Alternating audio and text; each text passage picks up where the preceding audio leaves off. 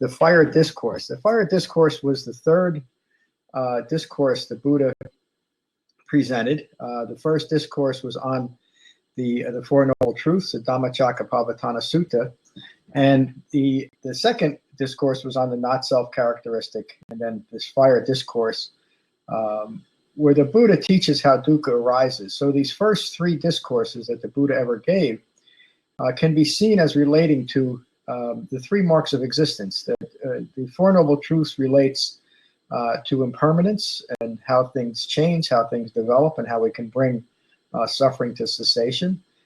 The not-self characteristic or not-self discourse, the Anatta Lakkhana Sutta, speaks how or teaches how the misidentification of a permanent self arises and how that can be brought to cessation. And then this discourse, the Fire Discourse, was presented probably about 2.5 or 3 months after the Buddha started teaching, maybe just a little bit later, to describe how our passions arising from a self-referential ego self begin the process of ongoing confusion, delusion, and ultimate unsatisfactory experiences. And my dog was looking to get attention today. He can't get it right now. So I'm going to read from a little bit of the Lakkhana Sutta. The Fire Discourse was given to approximately 1,000 followers. Upon hearing this short discourse, most of those in attendance awakened. That's nice. At that time in northern India and Nepal, there were various cults who engaged in ritualistic worship. One of these cults was a popular fire cult devoted to rituals using fire. The Buddha used the fire worshippers as an analogy to how individual personalities worship what contacts the senses. And another way of saying that, maybe a little bit more less dramatic way, is we simply identify or create identities about things that occur to us. We like it, we don't like it, we're neutral. But as soon as we make that decision, we've created an identity over these things, created an attachment. The Fire Discourse. The Buddha was staying at Gaya Head. There he addressed the monks. Monks, the all is a flame. What all is a flame? The eye is a flame. Forms are a flame. Consciousness at the eye is a flame. Contact at the eye is a flame. And whatever there is that arises in dependence on contact at the eye, experienced as pleasure, pain, or neither pleasure nor pain, that too is a flame. So I want to just point out that consciousness in this sense does not refer to some grand cosmic all-inclusive consciousness. It's the consciousness that's rooted in ignorance, so it's an ongoing thought process that's rooted in ignorance. And it's that thought process that is recognized and abandoned as the process of as the Eightfold Path is developed. The Buddha continues, a flame with what? A flame with the fire of passion, the fire of aversion, the fire of delusion. Those are the three defilements: greed, aversion, and ongoing deluded thinking. A flame, I tell you, with birth, aging, and death, with sorrows, regrets, pains, distresses, and despairs. When the Buddha first described dukkha arising, the first thing that he said is that birth is suffering, birth is dukkha, aging is dukkha, sickness is dukkha, and death is dukkha. And then he continued with sorrow, regrets, pain, distresses, and despairs are all dukkha. Hi, Tracy. Hi, Nada. Nada from Sweden. Welcome. And again, Lynn, hi, happy. It's nice to see you from Florida. I just saw that pop up. The Buddha continues. The ear is a flame, sounds are a flame. The nose is a flame, aromas are a flame. The tongue is a flame, flavors are a flame. The body is a flame, tactile sensations are a flame. The intellect is a flame, ideas are a flame. Consciousness at the intellect is a flame. Contact at the intellect is a flame. And whatever there is that arises in dependence on contact at the intellect, experience as pleasure, pain, or neither pleasure nor pain, that too is a flame. A flame with what? A flame with a fire of passion. The fire of aversion, the fire of delusion. A flame, I say, with birth, aging, and death, with sorrows, regrets, pains, distress, and despairs. So even our thought process gets aflame with our own desires. And so then we can see once our thought process is caught up in that ongoing self-identity creation, we've created a type of mindlessness where we no longer know where we fit and where we relate to ourselves and the world around us. And that is, it's really the ongoing problem or the distraction of dukkha. So the Buddha could almost as accurately describe the first noble truth as there is distraction as there is dukkha, because we become so preoccupied with what's giving us pleasure and so preoccupied with avoiding anything that might bring us displeasure, and in this context, through our senses, that we spend our whole lives chasing that or avoiding anything that gives us displeasure. The Buddha continues, seeing thus, the well-instructed disciple of the noble ones grows disenchanted with the eye, disenchanted with forms, disenchanted with consciousness at the eye, disenchanted with contact at the eye. And whatever there is that arises in dependence on contact at the eye, experience as pleasure, pain, or neither pleasure nor pain, with that too, they grow disenchanted. So that word disenchanted shows very clearly that one of the goals is to not keep creating such enchantment with what's coming through our senses, and to recognize as things come through our senses and we might be creating a reaction to that, I like it, I don't like it, to simply remind ourselves that this is an impermanent situation. All things are, everything that arises is impermanent, and that there's no self in it. It's a good idea to remind ourselves when we feel ourselves reacting, creating an attachment, to simply say that this is not me, this is not mine, this is not what I am.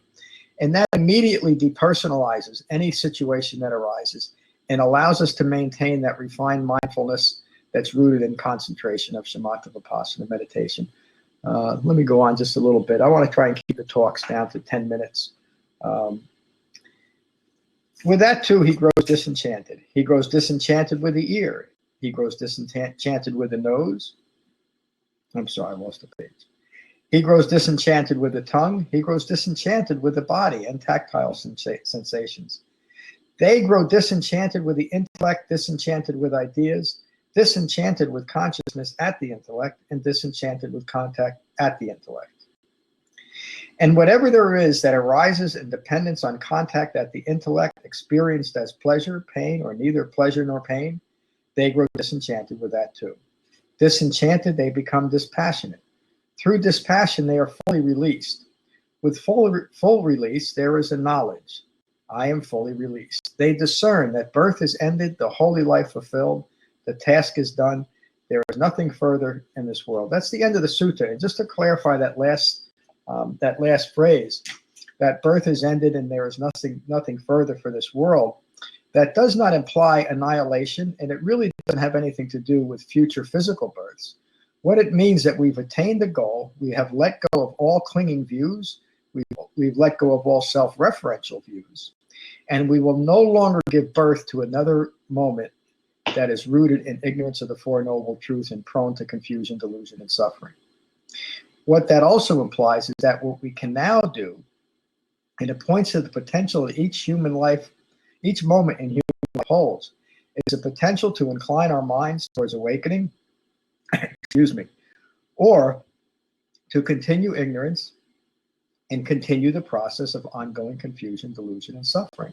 And in this sutta, the Buddha specifically points out that the quality of mind that we want to develop and maintain is the quality of mind of disenchantment and dispassion. And that does not mean that we don't enjoy our lives and take great pleasure in things, but we no longer create attachments by them. And it's the attachment or the self-referential view that we create that then brings ongoing confusion, delusion, and suffering. The refined mindfulness that's developed through the Eightfold Path allows us to be mindfully present with what's occurring without any reaction. And that, again, points to how the Buddha described an awakened human being's mind as calm or lasting equanimity. We no longer react, and we're much more able to be present. So let's say, I'm trying to decide if we should meditate first or see if there's any questions. So I'm going to invite you on the screen individually. If you can join me and you have any questions, please do so. I'm going to invite Tracy first. So Tracy, I hope you can join us. And I'm going to invite Lynn next. I can do up to 3 people. And Nat from Sweden. So I hope you can join us. So if you can, and you can figure out the technology, I think you have a button on your screen that you can join in on the talk. I'll give you a moment to do so. Ah, there I am. Tracy. Hi, Tracy. Hi, how you doing? I'm doing good. So nice to see you. Good to see you too. Yeah, how have you been? Very good. Ah, good. I think there's a few other people trying to connect. Hi, Tracy. Hi, John. Can you hear me? Tracy, I don't see you. I see you. Yeah, that blue screen is me. I know my webcam's not working. This is Lynn. Well, I'm glad you can join us. And I see Nana is on screen too from Sweden. Hello. Welcome. It's so nice to have you here. So let me start. I don't know if I need to choose one of you or if you can all talk, but I'm going to ask Tracy if you have any questions or comments about today's talk. What I see, and I just want some clarification, is that when anything comes through the sense doors, if I have an immediate reaction to it, I should realize that this is a craving and a clinging because I've already attached myself. I've already put myself out there. Yes. And yes. So it's best just to either sit with that, do nothing until an appropriate response can be made. Yes, and the important thing here is to recognize the ongoing I-making or selfing that you did, and there's nothing to do about it. Right. It's best not to judge it. It's simply what's occurred, and remind yourself that this is not you. It doesn't define you. The situation doesn't define you in any way. The reaction doesn't define you in any way. It's simply a process of something that is rooted in that initial ignorance, but it doesn't describe you as a person in any way.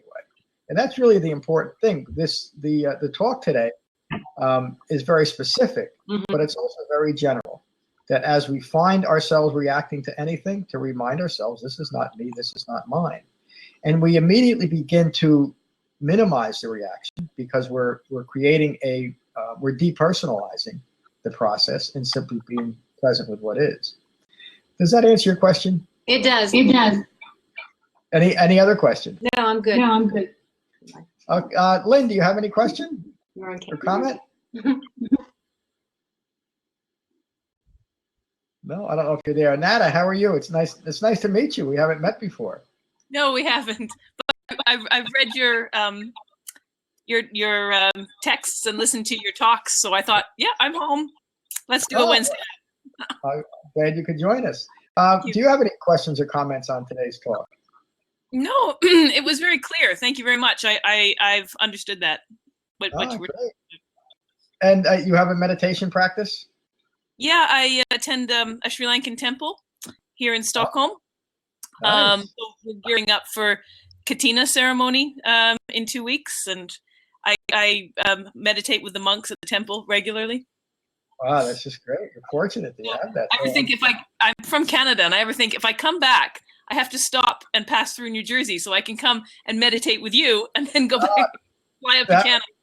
That would be great. I hope. Let me know when you can do that. Well, and you'll meditate with us today. I'll talk us into what we do, but the recording is also on the website. Okay. I'm so glad you could join us today. That's great. I gotta check out. Pardon me. Thank you for having me. Oh, I'm glad you're here. I hope you can join in the future. And again, Lynn, do you have any questions? No, I'm good, John. I had to go and take the book and read that chapter on the Fire Discourse, but one of the very second to the last paragraph in the book, you said that the Eightfold Path ends doubt and brings insight to sense experience. And that kind of really clarified a whole bunch of things for me. Yeah. Just telling me that if I just stop and look at what's happening as I experience anything, I'll be able to get a grip on myself and the situation. Yeah. So it kind of ties into what Tracy said. We have to stop immediately and recognize what we're experiencing, whether it's good, bad, indifferent. And boy, that's hard to do. You can't even go out in public without something poking at you. Yeah, yes, that's true. But again, you're pointing to the overall framework of the Eightfold Path that develops right view. And along the way, what you're describing is developing right view. You simply develop the way of seeing things based on reality and in relation to the Four Noble Truths. You know, and that really is the entire path. It's why we need the Eightfold Path, but it's why it keeps us well focused on developing final release, just like the Buddha described here. It's such an important sutta that really gets to the heart of the matter. I think as human beings, I don't think I know, it's almost ingrained in us that anything that gives us pleasure, we're going to attach ourselves. We're going to create an identity. And that really is the most difficult thing to let go of. One of the underlying questions that people ask in my classes and both through the book and at my center, when they're first getting an understanding of the implications of this, is something along the lines, does this mean that I can't enjoy anything? And it doesn't mean that at all. In fact, it brings the ability to be deeply mindful and deeply appreciative of whatever's occurring, but we simply do not create an attachment to it, an identity by that, and create confusion through it. We're simply present with what's arising. So great questions and great comments. So any other questions or comments? Just I won't point either one of you out, but we'll meditate in a few minutes. I'm good. Everybody's good? Yep. All right. No, I have one more question for you, John. I find I have trouble with like discriminating between clinging and aversion. And here's an example. I'm in my car, I'm pulled up to a stoplight, and somebody pulls up next to me and they've got their stereo cranked up so loud that, you know, their car is vibrating. And the first thing that crosses my mind is, you idiot, do you think everybody wants to hear that? Yeah. And so I'm clinging to my peace and quiet, but I'm also having aversion to what I'm assuming is the ignorant idiot next to me. So do you have any insight for me on how I can separate the clinging and the aversion, or does it always happen together like that? Well, the aversion that you're describing is part of craving and clinging. So, and it's not to say that it's not reasonable, but your agitation is furthered by you wanting the situation to be different. And that's a form of desire. Okay. So you could say that aversion is negative desire, if you want to put that label on it. But simply wanting any situation to be different than it is will create conflict in our minds. But that doesn't mean that it's not reasonable to expect. So one of the things that the First Noble Truth describes that dukkha occurs is that simply by being in the world, people are going to come up and to a red light next to us with loud music. That's part of living in the world. What we can do is recognize that and be at I know you've heard a lot of my talks, so you've heard me say, be at peace with a less than peaceful mind state. And that's what it's referring to, that you recognize that you have an agitated mind state, but not insist that it be any different. And certainly don't blame the idiots for your because it's really not the idiot that's making your mind agitated. It's your reaction. It's me. Yes. Of course, that's not, I don't mean to blame you. That's the common human problem. We like to blame everybody and everything. From an individual level, one-on-one, to nations against nations, you know, to the political debate right now. It's always someone else is making me feel this way, rather than recognizing that it's my own reaction and my own need for things to be different. And again, we have to avoid that that qualification. Well, isn't it reasonable? Shouldn't I want these people to be different? Well, yes and no. The other people and other situations are part of the First Noble Truth. And the great peace and calm that comes from recognizing that the world at times is difficult. When the Buddha described suffering the first time and consistently throughout his teaching, he said birth is suffering. And he didn't just mean the act of being born. I don't remember that. My mother reminded me for many years how much suffering there was involved in that. But the ongoing part of being in the world leads to suffering. And then all the other situations that we fall into. So it's just part of being in the world. When we can stop insisting that situations be any different than they are, we remain at peace. And that's the essence of the Dhamma. So great question, Lynn. Thank you. Any other? Thank you, John. So I just want to ask, how is this technology working for the three of you? It's easy to work. You're easy now that you know. I'm figuring it out. And what about the time frame? I've been kind of thinking that it's best to keep it to a half an hour, but obviously we're going to go longer than that. But that's okay with thinking that people would connect maybe at work and they want to get done. But is it okay if we go for 45 minutes or so today? That works Maybe. for me. Okay, good. So let's have a 20-minute Shamatha-Vipassana meditation, then we'll finish with metta. And then I just want to check if there's any other questions at the end. But for now, I'm going to take you off the screen. There you go. See you, Lynn. See you, Tracy. See you, Nada. Okay, so let's have a 20-minute Shamatha-Vipassana meditation. So however you're sitting, I'm in my desk chair. I usually sit on the floor, but this is fine. I'll meditate just as well. Gently close your eyes and gently close your mouths. And holding your back straight, but not stiff. Your ears aligned with your shoulders, nose aligned with your navel.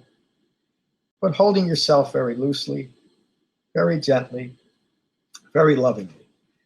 Allow yourselves to settle into this room. My dog won't let me meditate. Settle onto your seats. Settle into your bodies. And settle into your minds.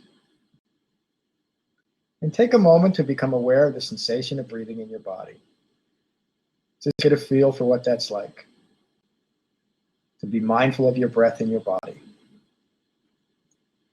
And while remaining mindful of your breath in your body, notice that thoughts are flowing.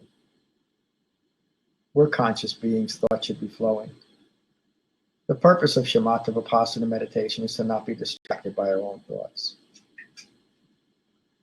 So when you find that you're caught up in your thinking again, simply acknowledge that and return your mindfulness to the sensation of breathing. I'll repeat that. When you find that you're caught up in your thinking again, simply acknowledge that and return your mindfulness to the sensation of breathing. Relaxing thoughts, remaining mindful of our breathing. And we'll meditate for 20 minutes with callbacks every 5.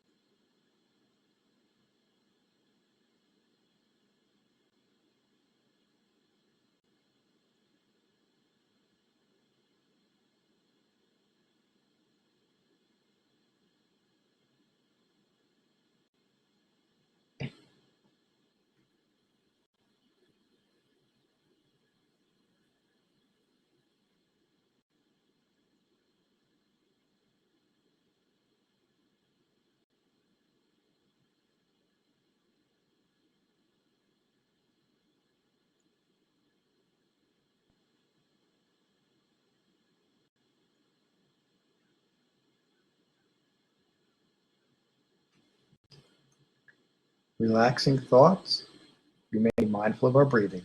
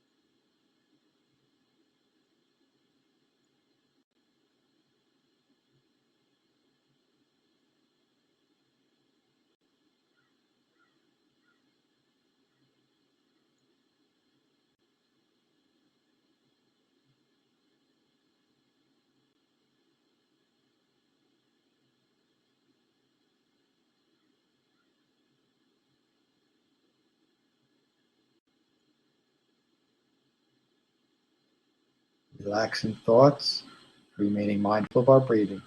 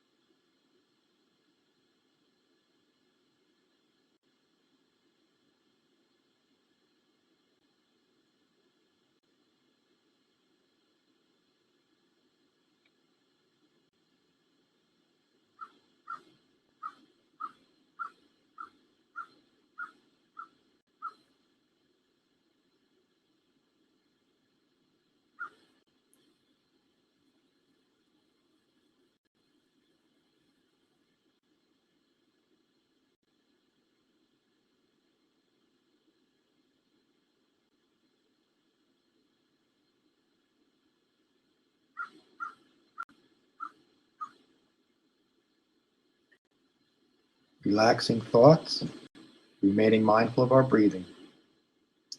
If a persistent thought or feeling arises, stay with it for a moment or two, recognize it as impermanent, and return your mindfulness to the sensation of breathing.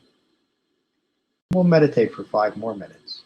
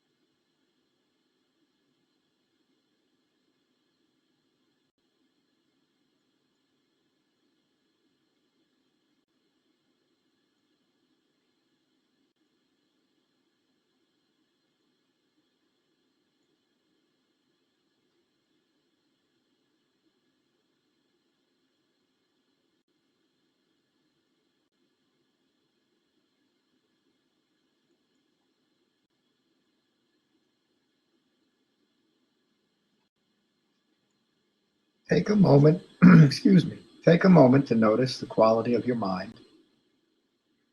Be at peace with your mind. And when you're ready, you can gently open your eyes.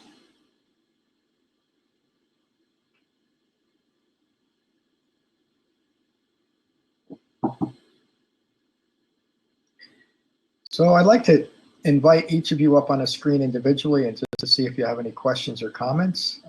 And we'll start with Netta.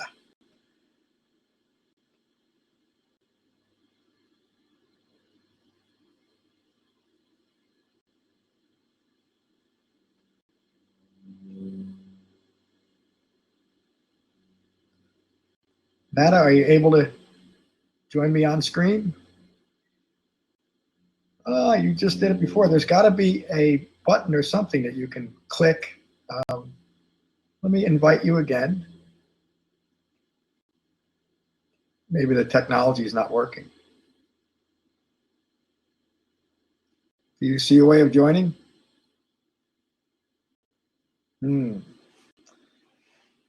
Let me try. Lynn. Lynn, can you join?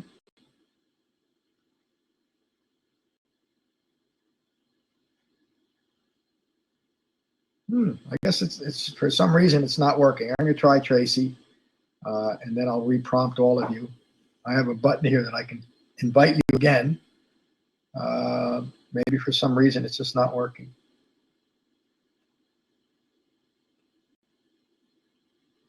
I just tried Nada again. Did you get a invite box come up? No. Well, there's something wrong with the technology. I apologize for that. We'll get it fixed. This is rather new stuff. But I want to thank all three of you for meditating with me today. What a pleasure it is to meditate with the three of you. I hope you all can join us again. Next week's topic is going to be on the Vitakka-Sandana Sutta, the sutta on the relaxation of thoughts. So I look forward to seeing you next week, and have a wonderful day. Peace.